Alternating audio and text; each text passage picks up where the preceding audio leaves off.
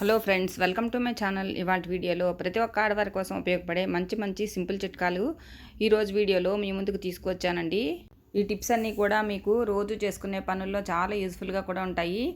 Video miss చేయకుండా last వరకు చూసినట్లయితే ఖచ్చితంగా మీ టైంతో పాటు మనీని కూడా ఆదా చేసుకుంటారు. ఇంకా లేట్ చేయకుండా వీడియోలోని టిప్స్ ఏంటో చూద్దాము. ముందుగా ఫస్ట్ టిప్ అండి, ఒక అరటావు ఇలా వైట్ పేపర్ తీసుకోవాలి.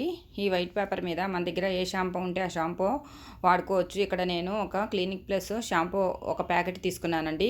ఈ ప్యాకెట్ అంతా కట్ చేసి ఇలా పేపర్ మీద మొత్తం అంతా కూడా పేపర్ అంతా కూడా స్ప్రెడ్ అయ్యేలాగా ఈ షాంపూ అంతా వేసుకోవాలన్నమాట. చూడండి, ఇలా వేసుకున్న తర్వాత ఇలా చేతితో కనుక మొత్తం అంతా స్ప్రెడ్ చేసినట్లయితే పేపర్కి అంటుకుంటుంది.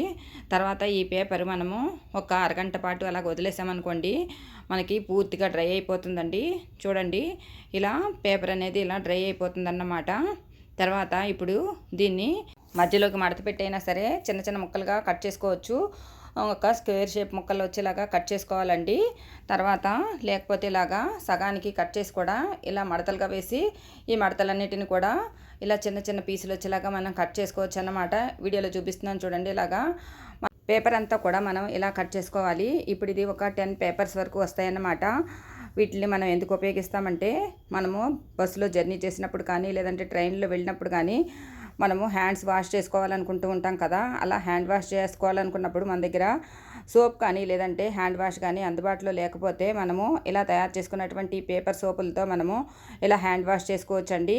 ఈ పేపర్ సోపులు అనేవి మనం ఎక్కడ కావాలంటే అక్కడ మనం ఒక చిన్న బాక్స్లో వేసుకొని మనం హ్యాండ్ బ్యాగ్లో పెట్టుకుని కూడా వెళ్ళొచ్చు.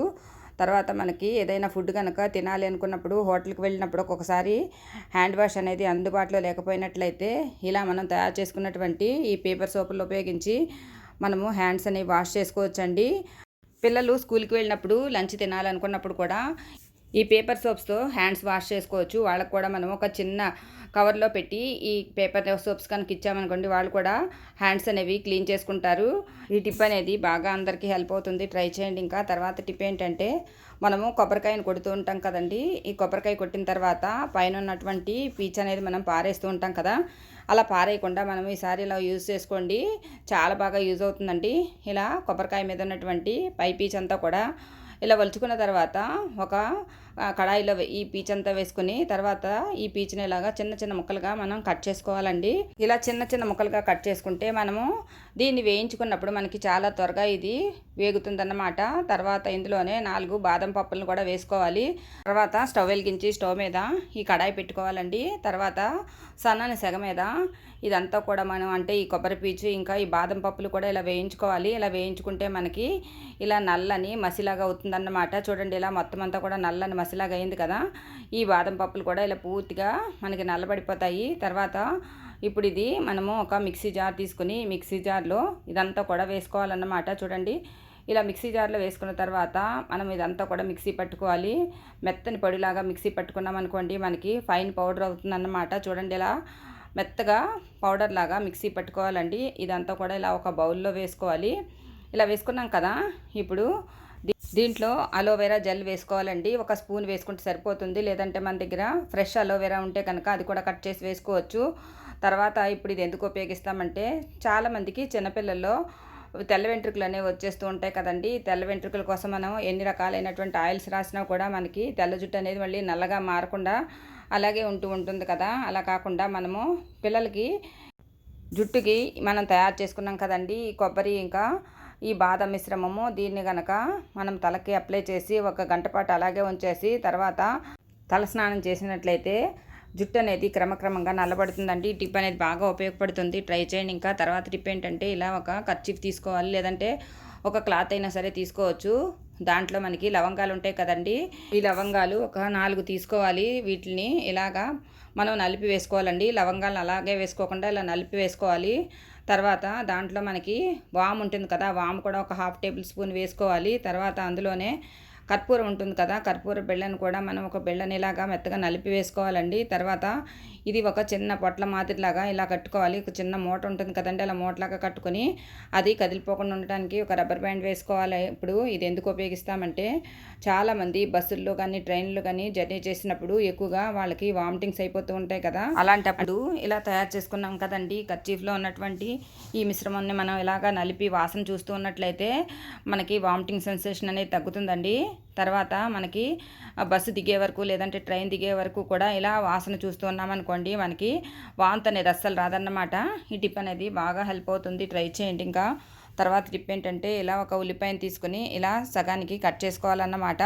చూడండి ఇలా కట్ చేసుకున్నాం కదా, దీనికి ఇప్పుడు ఒక ఫోర్కుని ఇలాగా గుచ్చుకోవాలి. ఇలా గుచ్చుకున్న తర్వాత ఇప్పుడు స్టవ్ వెలిగించి స్టవ్ మీద ఒక అట్ల ప్యాన్ ఉంటుంది కదా, ఈ అట్ల ప్యాన్ ఇలా పెట్టిన తర్వాత కొంచెం అట్ల ప్యాన్ అనేది కొద్దిగా వేడెక్కాలండి.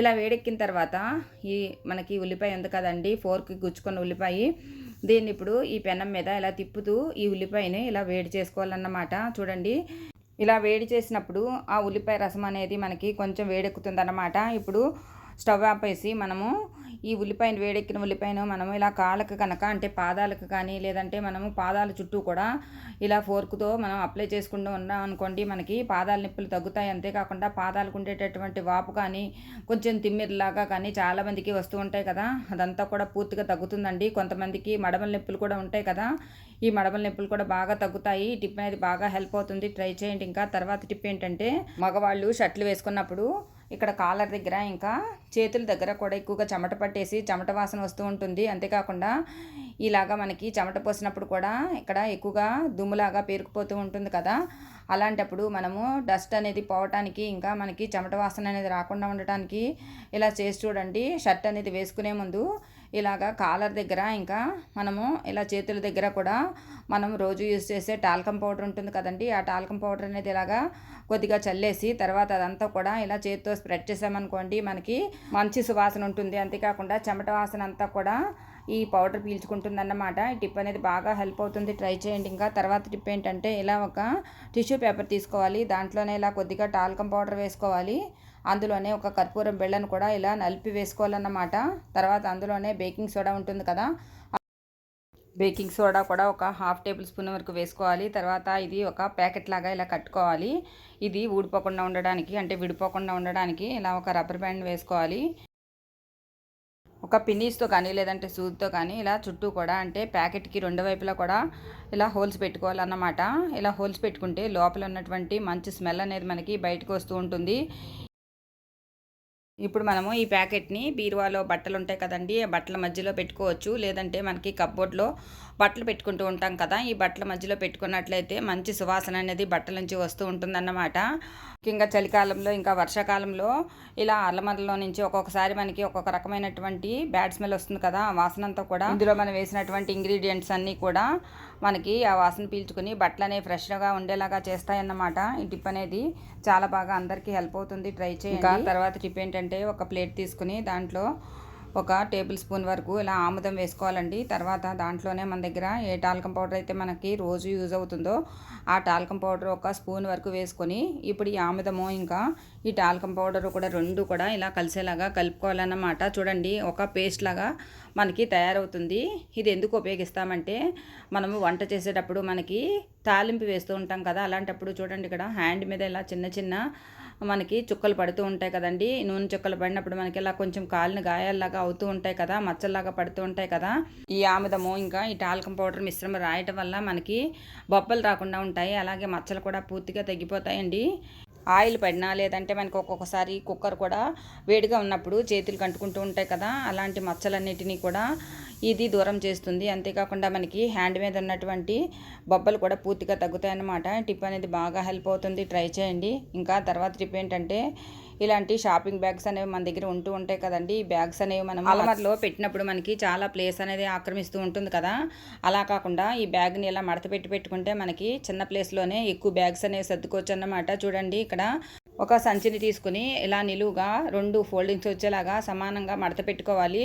తర్వాత మనకి కింద భాగం నుంచి ఇలాగ పైకి మడత పెట్టుకుంటూ వెళ్ళామనుకోండి, మనకి ఇలా ఒక చిన్ని బ్యాగ్ లాగా రెడీ అవుతుందన్నమాట. ఇప్పుడు దీనికి ఉండేటటువంటి హ్యాండిల్స్ ఉంటాయి కదండి, దీన్ని ఇలా వీడియోలో చూపిస్తున్నట్లుగా ఒక దాంట్లో నుంచి ఒకటి ఇలా హ్యాండిల్ని బయటికి తీసి ఇలా కొంచెం లాగినట్లుగా చేస్తే ఒక ముడిలాగా పడుతుందన్నమాట. ఇప్పుడు మనము అలమరలో ఇలాగే సర్ది పెట్టుకోవచ్చు. ఇలా సర్ది పెట్టుకున్నప్పుడు మనకి ఎక్కువ ప్లేస్ కూడా పట్టదండి. ఒకదాని పక్కన ఒకటి ఇలా సర్ది పెట్టుకోవచ్చు.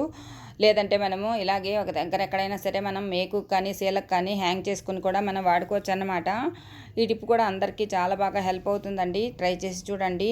ఇంకా తర్వాత టిప్ ఏంటంటే, ఒక ప్లేట్ తీసుకుని దాంట్లో ఒక టేబుల్ స్పూన్ వరకు ఇలా కొబ్బరి నూనె వేసుకొని ఇలాగ చేతితోటే మొత్తం ప్లేట్ అంతటికి కూడా పట్టేలాగా ఇలా చేసుకోవాలి.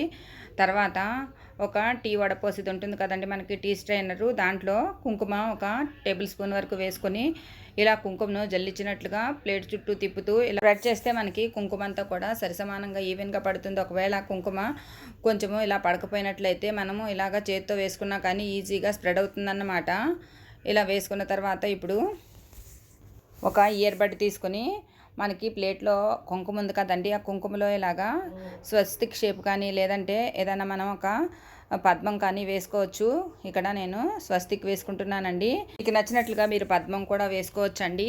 ఇలా ఒక ముగ్గు వేసుకున్న తర్వాత ఇందులో మనం ఇప్పుడు ప్రమిదను పెట్టుకుని దీపం కనుక వెలిగించుకున్నాం అనుకోండి, మనం దేవుడి దగ్గర పెట్టుకోవడానికి కూడా చాలా బాగుంటుందండి.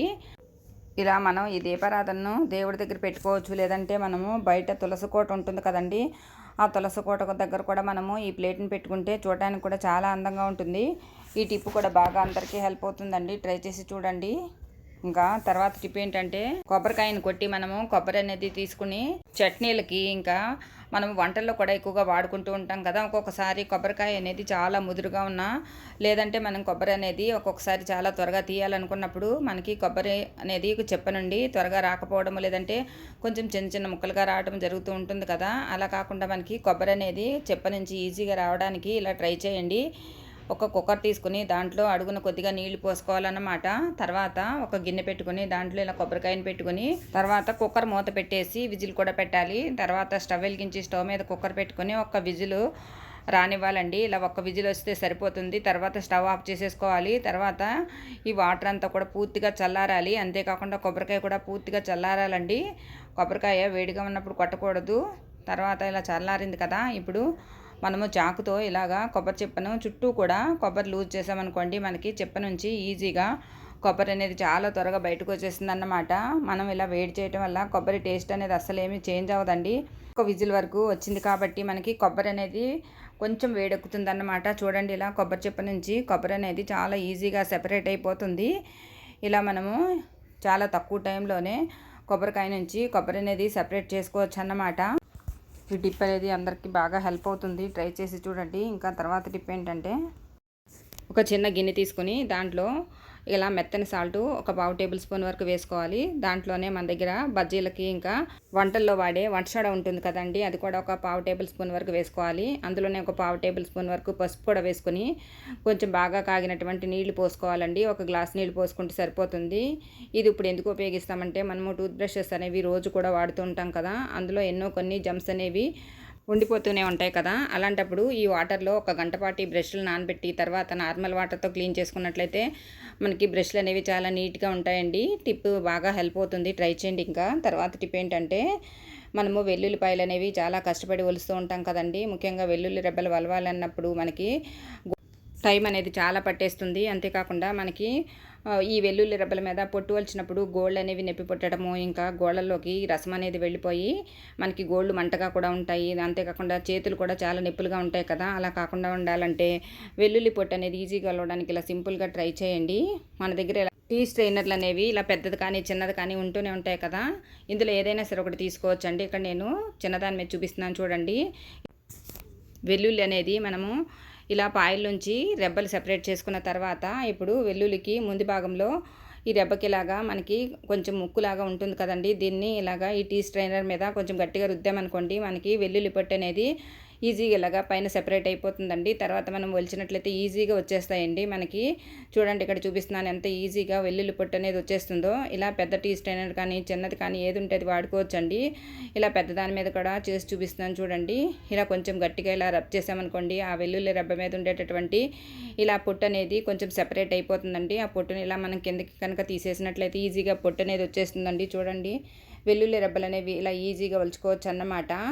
ఇలా ఎన్ని వెల్లుల్లిపాయలైనా మనం ఈజీగా వలుచుకోవచ్చండి. ఒక్కొక్కసారి మనము అల్లం వెల్లుల్లి పేస్టు మిక్సీ వేసి పెట్టుకోవడానికి వీలుగా ఉండేలాగా చాలా ఎక్కువ మొత్తంలో వెల్లుల్లిపాయలు రెబ్బలు అనేవి ఒలిచి పెట్టుకుంటాం కదా. అలాంటప్పుడు ఇలా మనం ఈ టిప్ను కనుక ట్రై చేస్తే ఈజీగా మన పని అనేది సులువు అవుతుందండి. ఈ టిప్ అందరికీ బాగా హెల్ప్ అవుతుంది. ట్రై చేయండి. ఇంకా తర్వాత టిప్ ఏంటంటే, మనము ఊళ్ళకి వెళ్ళాలనుకున్నప్పుడు లేదంటే ఏదన్నా మనము ఎక్కడైనా స్టే చేయాలి అనుకున్నప్పుడు ఇలాంటి బ్రష్లు అనేవి టూత్ బ్రష్లు పట్టుకెళ్తూ ఉంటాం కదండి. ఈ టూత్ బ్రష్లు అన్నీ కూడా కలిపి మనం బ్యాగుల్లో పెట్టుకున్నప్పుడు ఒకదానికి ఒకటి అంటుకొని జమ్స్ అనేవి ఒకదాని నుంచి ఒకటికి అదే వెళ్తూ ఉంటాయి కదా. అలా కాకుండా ఉండాలంటే ఇలా ఒక క్యారీ బ్యాగ్ని తీసుకుని దాంట్లో ఇలా వీడియోలో చూపిస్తున్నట్లుగా ముందుగా క్యారీ బ్యాగ్లోకి ఒక బ్రష్ని పెట్టి తర్వాత ఆ క్యారీ బ్యాగ్ని ఇలా వీడియోలో చూపిస్తున్నట్లుగా మడిచి పెట్టుకుని తర్వాత ఇంకొక బ్రష్ పక్కన ఇలా వీడియోలో చూపిస్తున్నట్లుగా పెట్టుకుని అన్నిటికీ కలిపి ఒక రబ్బర్ బ్యాండ్ వేసుకుని ఇలా మనం కనుక బ్యాగ్లో పెట్టుకున్నట్లయితే మనకి ఈజీ అవుతుందండి.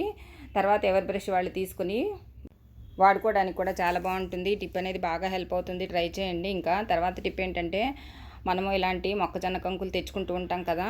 వీటి మీద ఉండేటటువంటి గింజలన్నీ కూడా ఒలుచుకున్న తర్వాత ఈ కంకులన్నీ కూడా వేస్ట్ అని పారేస్తాం కదా. అలా పారేయకుండా ఈసారి ఇలా చేయండి. వీటిలో ఉన్నటువంటి పోషకాలు అనేవి మనకి చాలా బాగా హెల్ప్ అవుతాయండి. ఇలా ఒక గిన్నె తీసుకుని దాంట్లో ఒక 3 కంకులను వేసుకున్నాను. తర్వాత 2 గ్లాసులు నీళ్లు పోసుకొని స్టవ్ వెలిగించి స్టవ్ మీద గిన్నెను పెట్టుకొని ఈ నీళ్ళన్నీ కూడా కొంచెం బాగా మరగనివ్వాలండి. ఇలా బాగా మరిగినప్పుడు మనకి వాటర్ అనేవి కొద్దిగా కలర్ చేంజ్ అవుతుందన్నమాట. తర్వాత ఇప్పుడు మనము స్టవ్ కట్టేయాలి. తర్వాత ఈ బౌల్ని పక్కకు పెట్టేసుకుని కొంచెం సేపు ఈ వాటర్ అంతా కూడా బాగా చల్లారనివ్వాలండి. ఇలా ఈ వాటర్ అంతా ఇలా చల్లబడిన తర్వాత మనము ఒక గ్లాసులోకి తీసుకోవాలి. ఈ వాటర్ మనం అలాగే తాగొచ్చు, లేదంటే ఒక 1/2 టేబుల్ స్పూన్ ఉప్పు కూడా కలుపుకోవచ్చు, లేదంటే మనము ఒక 1/2 టేబుల్ స్పూన్ తేనె కూడా కలుపుకొని తాగొచ్చండి. ఈ వాటర్ వల్ల మనకి జీర్ణక్రియ అనేది సక్రమంగా జరుగుతుంది. చాలామందికి అజీర్తి సమస్యతో బాధపడుతూ ఉంటారు కదా. అలాంటి వాళ్ళందరూ కూడా పరగడుపునే ఈ వాటర్ని కనుక ఒక గ్లాస్ కనుక తాగినట్లయితే క్రమక్రమంగా జీర్ణక్రియ మెరుగుపడటమే కాకుండా కంటి చూపు కూడా చాలా మేలు చేస్తుందండి. ఈ నీళ్ళు అనేవి ఇందులో మంచి పోషక విలువలు ఉన్నాయి కాబట్టి ఈ వాటర్ అనేది మనకి ఆరోగ్యానికి చాలా మంచిదండి. అంతేకాకుండా ఈ ఎండాకాలంలో మనకి ఎక్కువగా వేడి చేస్తుంది కదా ఈ ఎండల వల్ల. అలాంటప్పుడు ఈ వాటర్ కనుక తీసుకుంటే మనకి ఒంట్లో చలువ చేస్తుందండి. ఈ టిప్ అనేది అందరికీ బాగా హెల్ప్ అవుతుంది. ఇలా ఒక నెల రోజుల పాటు ఈ వాటర్ కనుక తీసుకున్నట్లయితే మన జీర్ణ వ్యవస్థ అనేది సక్రమంగా జరిగి మనకి మంచి ఆకలి కూడా పుడుతుందండి. ఈ టిప్ అనేది చాలా బాగా హెల్ప్ అవుతుంది.